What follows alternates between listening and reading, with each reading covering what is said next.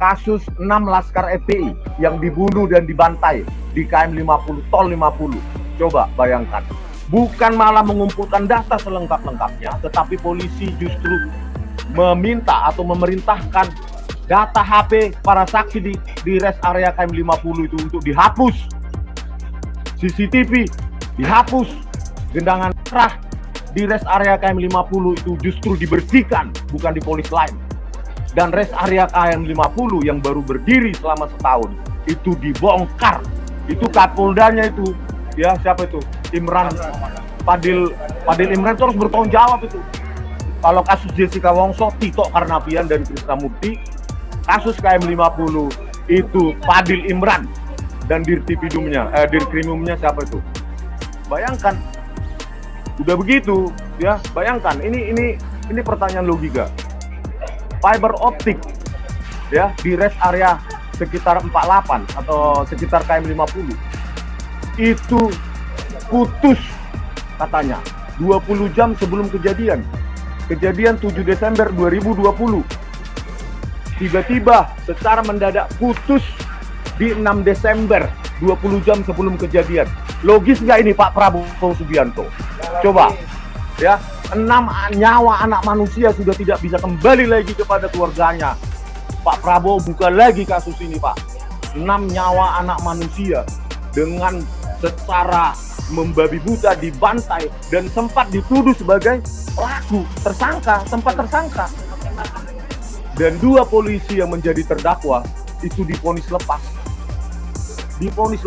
Muhammad Lutfi.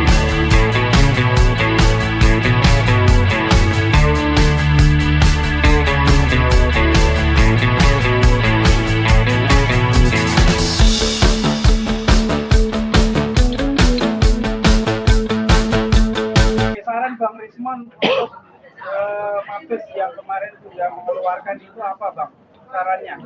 Ya Mabes Polri harus lebih transparan, makanya kita minta untuk gelar lewat tim TPUA ya kemarin untuk melakukan gelar perkara khusus di mana sejumlah pihak termasuk dari TPUA dan juga kami maupun ahli independen, ahli dari Mabes Polri itu dilibatkan semua untuk melihat semua dokumen-dokumen itu.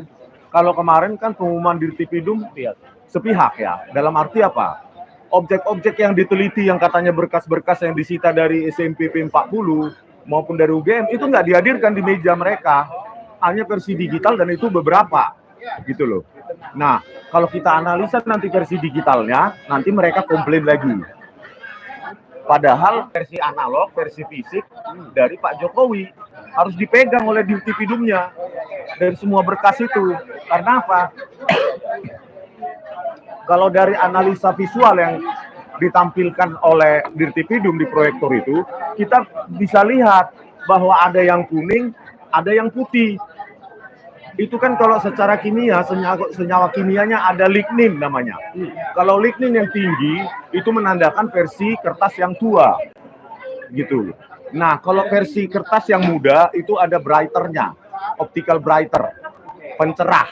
Makanya, ya, kertas modern itu lebih cerah, lebih terang daripada yang versi tua. Jadi secara visual saja, itu yang putih-putih itu sangat susah untuk dipercaya bahwa itu usia kertas 40 tahun. Versi 85 ke bawah kan 40 tahun lebih. Nah, inilah yang menjadi keraguan publik ya, bagaimana kertas dengan kecerahan yang sangat bagus itu diklaim adalah identik dengan berkas-berkas lain yang seusia 40 tahun. Begitu. Jadi pelajaran kita bahwa versi kebenaran ilmiah dari Bareskrim itu sepihak ya, karena Bareskrim tidak memiliki otoritas kebenaran absolut terhadap kebenaran ilmiah. Kita belajar dari kasus, saya terangkan dulu, kasus Jessica Wongso, ya, bahwa Bareskrim, ya, Laboratorium Komputer Forensik Bareskrim Polri itulah yang merekayasa kasus, merekayasa barang bukti digital, menggunakan software gratisan, eWriteSoft dan Premake. Itu bisa di-download gratis untuk mengotak-atik lebar video, lebar dan tinggi video. Jadi ketika di zoom itu menjadi kabur sehingga menggiring interpretasi hakim untuk menguatkan rekayasa mereka. Padahal keluaran dari resolusi dari video DVR Telview FD161S itu 1920 kali 1080 pixel, artinya 2 juta pixel per frame. Jadi kalau di zoom sampai 50 meter pun pergerakan objek itu masih dapat diidentifikasi. Nah, kalau kemarin antara video CCTV 7 dengan meja 54 itu cuma 12 meter. Di zoom itu sudah sangat kabur. Karena apa? Rekayasa pengaburan menggunakan erase soft dan premix. Saya bukan sembarang bicara. Itu ada di metadata video CCTV 1379, hafalkan saya. 1379. Padahal kamera mahkota adalah kamera video CCTV 7 dan 9. Polisi yang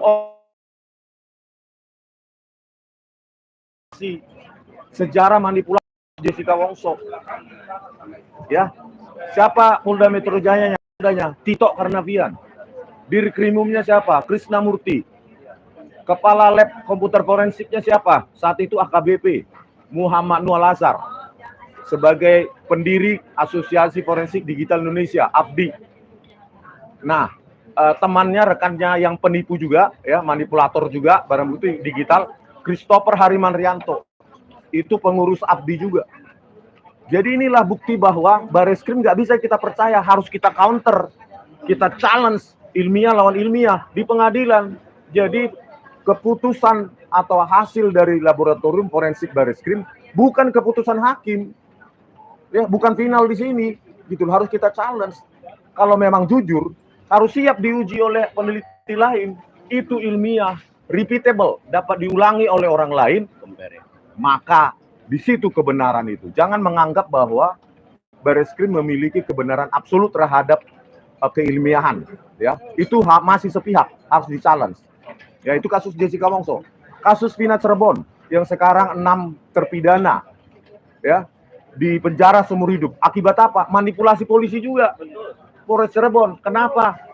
Kenapa ekstraksi SMS pukul 22.14.10? Hafalkan saya.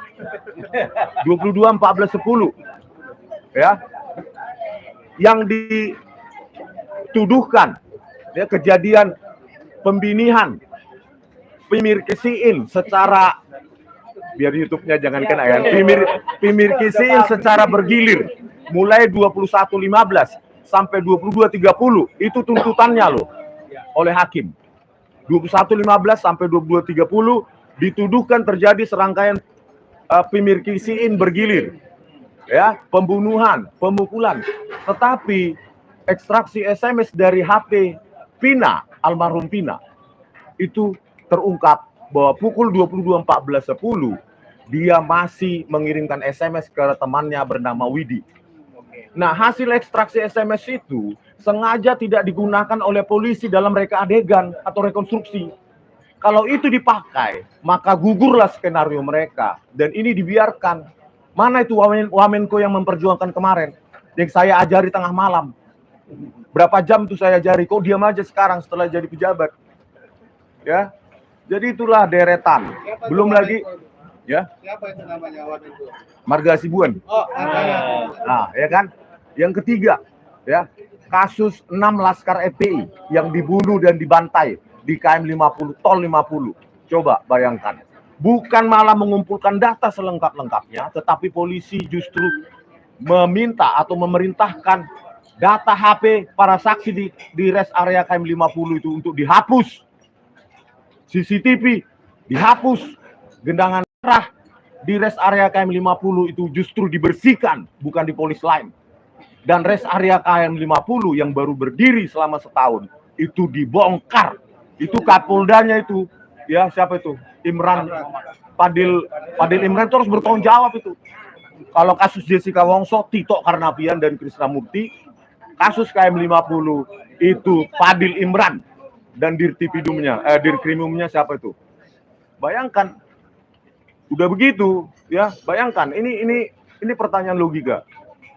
Fiber optik, ya, di rest area sekitar 48 atau sekitar KM 50 itu putus katanya 20 jam sebelum kejadian. Kejadian 7 Desember 2020.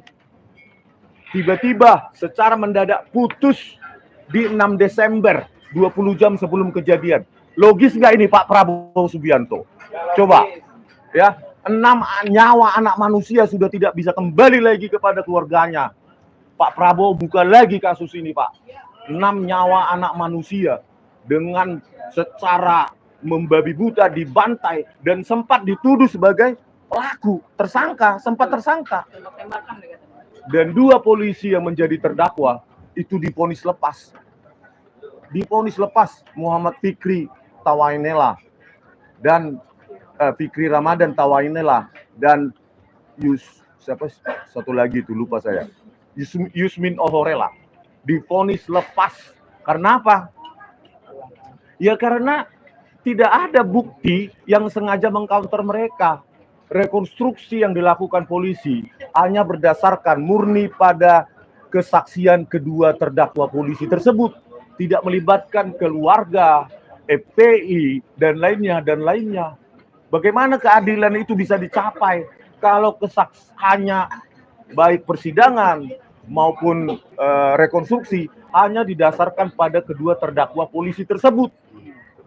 Coba, itu kan sepihak Pak Prabowo Subianto. Saya meminta Pak Prabowo Subianto, buka lagi kasus ini. Tangkap itu Fadil Imran dan siapa itu, Dirtipidumnya itu, Dirkrimumnya itu. Sama seperti kasus Jessica Wongso, ya, tangkap itu Tito Karnavian dan Krisnamurti yang sudah memanipulasi barang bukti digital sehingga Tito Karnavian bisa menjadi Kapolri saat itu. Itu. Ya, itulah deretan ya bagaimana polisi ya, Bareskrim, lapor forensik itu memiliki deretan catatan manipulasi. Jadi kalau kasus ijazah Joko Widodo ini mengatakan bahwa hasil lapor forensik itu sudah final, salah besar. Catatan manipulasi itu sangat bau, ya sangat menyengat di hati masyarakat. Begitu, Bang. Oke.